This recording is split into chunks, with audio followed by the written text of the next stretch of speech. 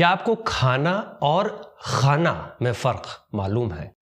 दोनों अलग अलग होते हैं क्या? हाँ जी, ये दोनों अलग अलग होते हैं।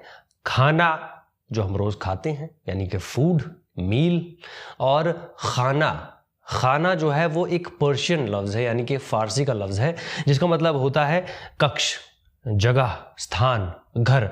जैसे कि गुस्ल खाना जहाँ पर हम लोग नहाते हैं, बाथरूम, या मेहमान खाना जहाँ पर मेहमान लोग रहते हैं, गेस्ट हाउस, या तहखाना, बेसमेंट। तहखाना क्योंकि वो तह पर है, बिल्कुल बॉटम पर है, बेसमेंट बिल्कुल नीचे से शुरू होता है, और खाना यानी कि जगह, एक ऐसी जगह जो बिल्कुल नीचे है उसे हम बेसमेंट बोलते हैं यानी कि तहखाना। मेहमान खाना एक ऐसी जगह जहाँ पर मेहमान लोग रह रहे हैं यानी कि गेस्ट हाउस यानी कि मेहमान खाना।